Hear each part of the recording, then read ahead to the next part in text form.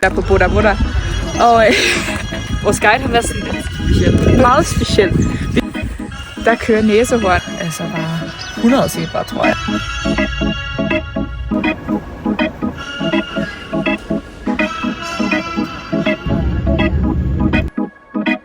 Sofie.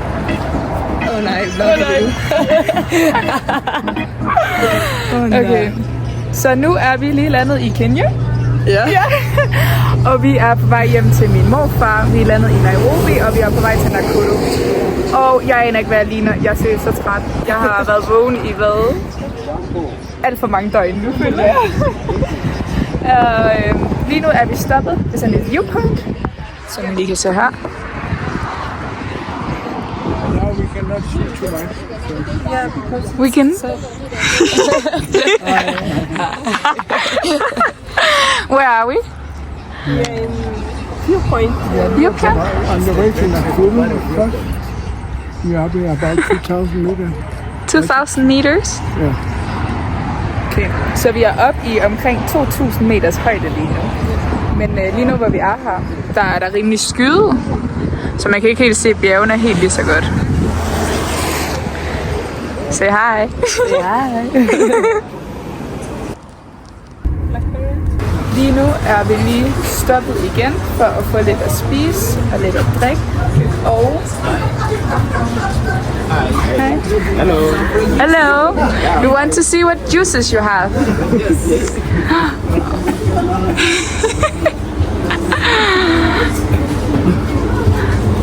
Oh, you have a lot. It's good juice? I'm saying you're for passion. Ej, hvor ser det altså godt ud. Fordi Sophie, jeg siger ikke, jeg dør. Men det her, det er jo seriøst drømmestedet, man kan få. Og det får. So you have to be careful not to put too much on. It's not too much. What is it called? Bajia. Bajia. Bajia. We take the potato. There's too many. Too many. Take one. What? Dip it. Bajia sauce. Hot. Very hot. It's not too hot. I got a lot. Hvordan kan du lide din meget stærke? Meget stærkt. Ketchup.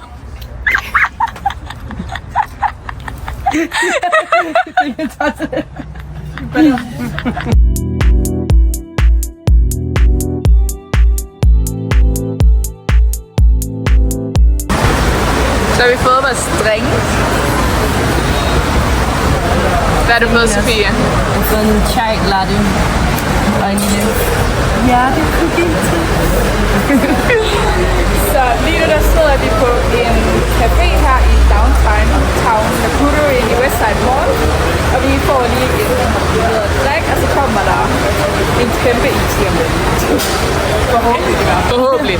Altså hvis man kigger på størrelsen af det her, ikke, så tror jeg ikke, vi kan færdiggøre det. Så har vi fået vores is, og den er jo delicious. Delicious.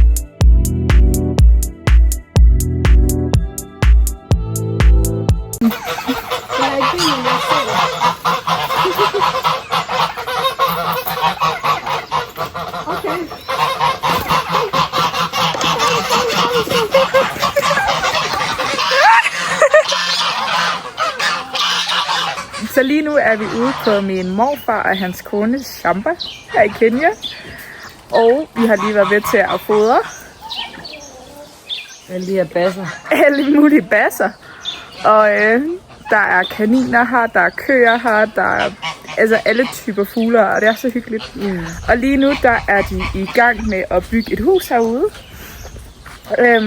Som de har været i gang med i et lille års tid. De købte grunden for 10 år siden, og da de købte den, der var der ikke noget her overhovedet. Og der var ikke engang nogen træer. Så siden det, så har de fået plantet træer.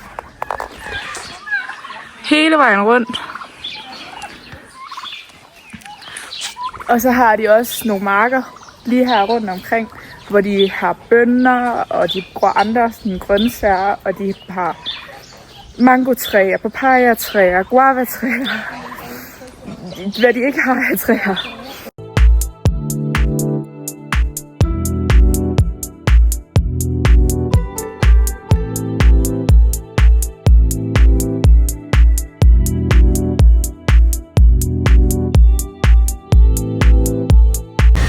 Hej vennerne, så lige nu er vi i Nakuru Downtown, og vi skal på Masai Market, og vi skal lige hen til noget familieshop her, som vi skal starte med at se.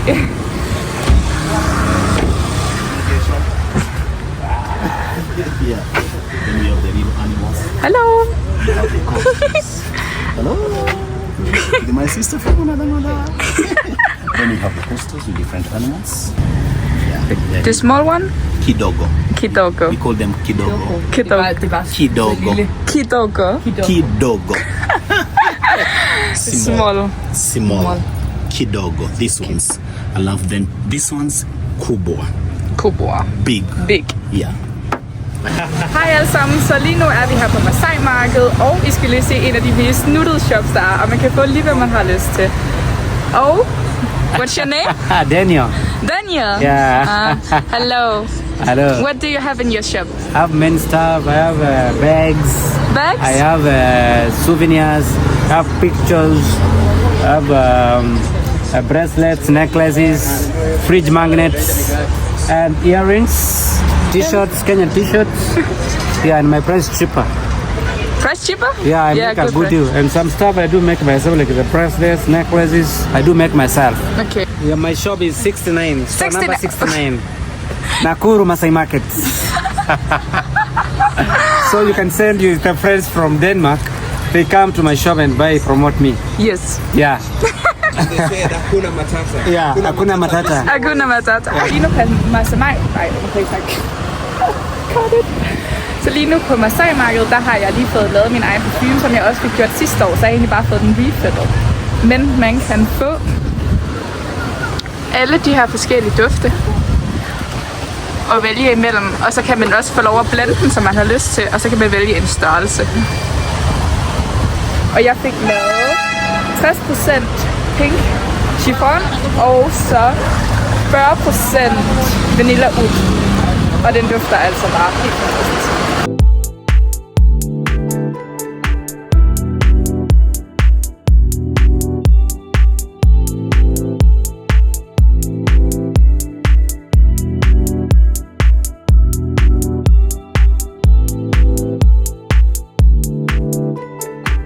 Godmorgen vennerne, så lige nu er jeg i Nakuru Nationalpark, og vi er på vej, Sofia og jeg, til at skulle safari og se en masse foddyr. Vi har lige været inde derovre og købe vores betalt for indgang til Nationalparken, som koster $60 per person. Og så har vi lejet en chauffør og en bil, som kostede, vi fik det ned i 17.500 kenyanske shillings, som er svar til omkring 800 kroner for en hel bil, en hel dag og en privat chauffør. Okay, så lige nu har vi set de første zebraer af dagen, og de går lige her og græsser lige rundt omkring os.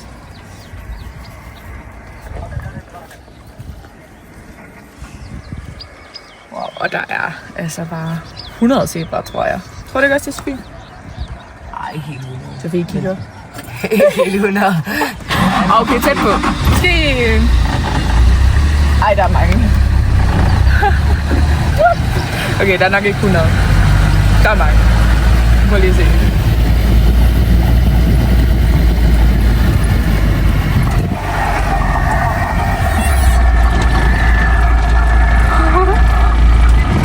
Okay, så lige nu sidder vi og kigger på nogle aber, der har blue balls. Altså ægte blue balls.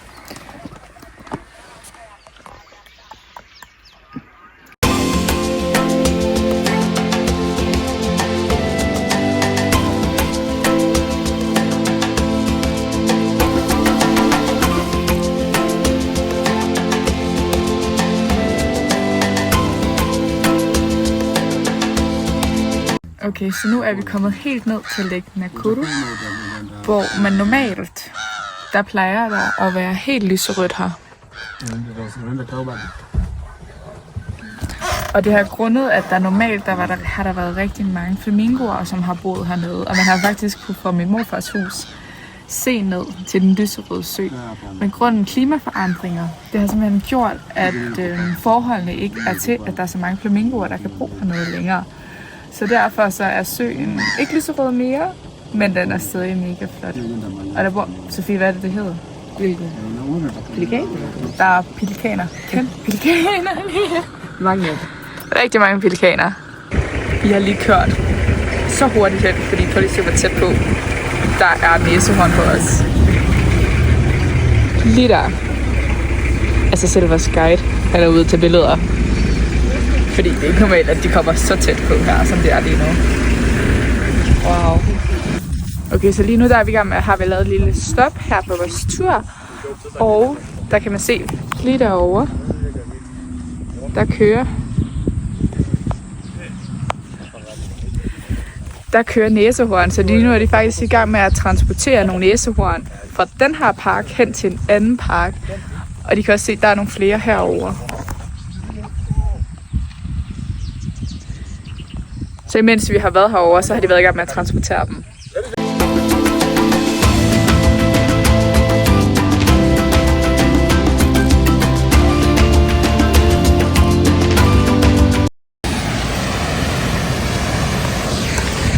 Nu er Sofie er lige nede på vej til at se, jeg tror, verdens beskidteste vandfald.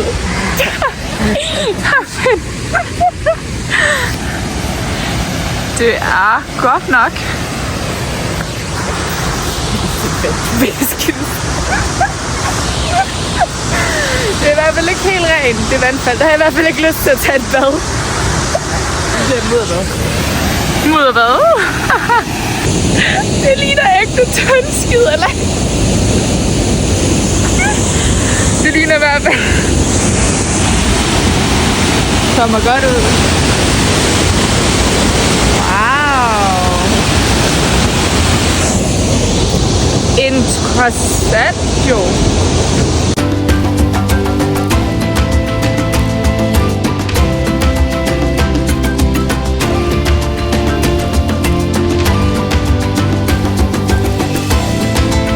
Hej vennerne, nu får I lige en house-tour af min morfars hus her i Kenya. Så når man kommer man ind ad gaten her. Og så kan man se den ene pickup truck, min morfar har, og deres anden bil er de ude at køre med lige nu. Ellers så har de en helt, jeg ved faktisk ikke hvad det er, men en helt klassisk hvid bil også. Og så kommer man hertil,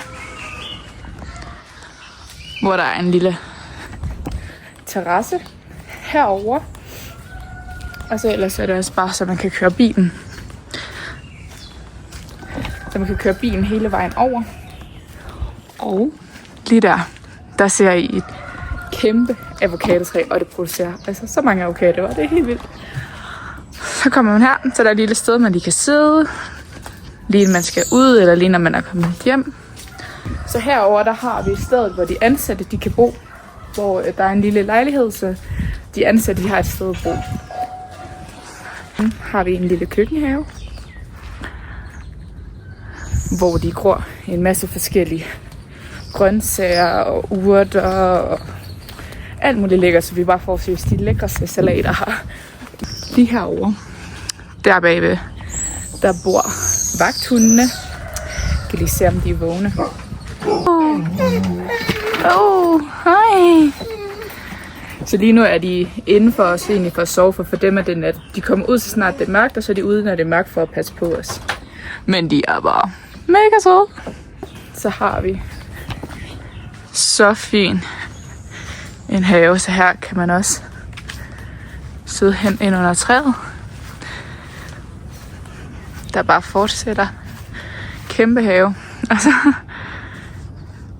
har vi huset her. Så for haven af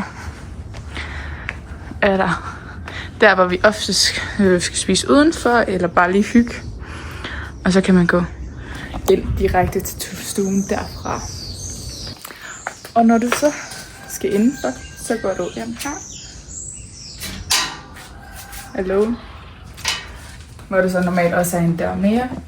Kommer du ind. Tager vi lige vores sko af.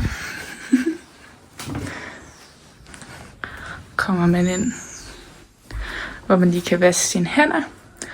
Og så har vi køkkenet herinde. Er det oftest, hvor vi spiser aftensmad eller større måltider. Og nogle af de blomster, vi fik. Og det fører sig ind til min morfars kontor, hvor han sidder, og han faktisk har designet Del Champe, som jeg var ude i at vise. Så her der sidder han og arbejder. Der har været her, hvor han har siddet, hvor man også kan se, at han er i gang med at tegne noget. Han er arkitekten til det hus, de er i gang med at få bygget, selvom er 20 minutter væk herfra. Stuen er første gæsteværelse, hvor der faktisk lige nu, der er gæsterne, små kirtekillinger. Så har vi gæstebadeværelse nummer 1.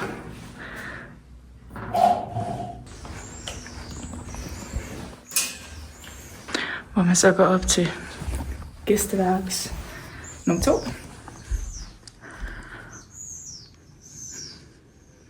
Gæstebadeværelse nummer 2. Gæsteværelse nummer 3, hvor Sofie ligger. Og det er så herinde, hvor jeg har sovet. Hvor der så er direkte udgang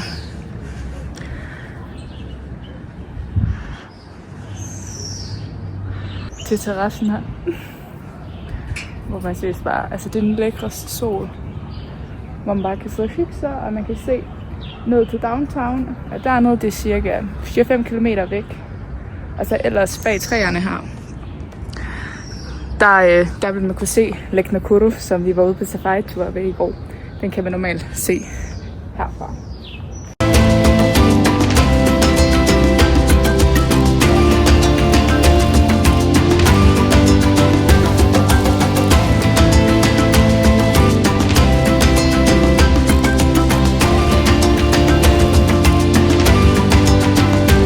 Hej vennerne, så lige nu er vi på Menengai Krater, som faktisk er en vulkan, som jeg tror det er for 200 år siden, det var det sidste gang, hvor den var i udbrud. Og som I kan se hernede, det er midt i vulkanen. Og det her det er sådan et viewpoint, hvor man kan komme, det tager cirka et kvarter ned fra downtown og køre herop. Og der er der sådan nogle små boder, hvor man kan komme og købe lidt forskellige lokale ting. Og så ellers, så er der nogle forskellige sådan, hiking routes, nogle forskellige ruter, som man kan tage. Man kan fx hike, tager cirka 2 timer og komme til et andet viewpoint og tilbage igen. Eller så kan man gå hele vejen henover, hvor vulkanen har været i udbrud før. Okay, så nu er vi kommet ud på hike her ved vulkanen. Hvad siger du indtil videre? Det er meget flot. Vores guide har været sådan lidt speciel. Meget specielt. Vi fik ham forhandlet ned fra 3.000 til 1.000 kenyanske, som svarer til 50 kroner for en 2 timers hike. Men altså, wow. Og det var egentlig, altså, vi var sådan, når vi går bare for os selv, fordi han var sådan egentlig så frisk på prisen, så begyndte han bare at følge efter os. Så nu ser vi, nu er vi på tur. Så er vi kommet til vores punkt på vores hike. Jeg føler ikke, vi har gået så længe faktisk. Som han sagde, vi har altså ikke gået en time, tror jeg ikke på. Eller hvad? Men nu er vi her på vores viewpoint, som det hedder, viewpoint 2. Men det er faktisk skøn udsigt. Den kan man ikke klage over. Men umuligt, det tager så lang tid. Ellers så er vi Sofie, jeg er bare hurtigt til at gå. Det ved jeg ikke. Nej, det er vi ikke. Det er vi ikke. Men ja, nej. Det er sgu flot her.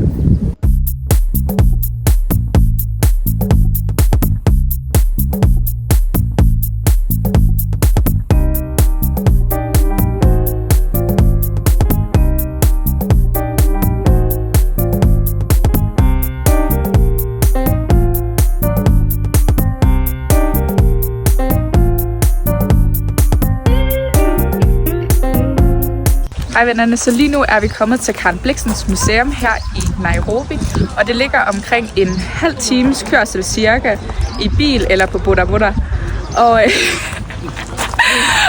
når man kommer, så får man sine billetter her, kommer man der fra vejen af, og så er der en gratis guide inkluderet i de billetter, og de koster 1.200 kenyanske shilling for per person her, og det svarer til cirka 60 kroner. 55-60 kroner, så det er jo ikke særlig galt. Og når man kommer til haven her... Jeg synes, det er sød. Lige om lidt springer den på os, Sofie. Nej, du kan få en kyskatten. Ej, hvad laver den? Den er sur. Den er sød. Den er sød af den. Okay, så lige nu er vi i gang med at få en guided tur, og vi er lige ude og se, hvordan hendes kaffebønner, de er blevet... Altså, når de var blevet plukket, så kom de herover og blev vasket. Og så bagefter kom de ind i dampmaskinen og blev sådan steamet, roasted af den maskine, der var over der. Det var sådan en dampmaskine, så kørte den hen. Og så har vi en lille fætter, der lige gerne vil sige hej. Så herude på museum, der har de lavet en lille sådan illustration af, hvilke kaffebønner man kan se der vokser kaffebønnerne, og det er arabiske kaffebønner, som hun plantede her, som primært Karen Blixen på hendes farm.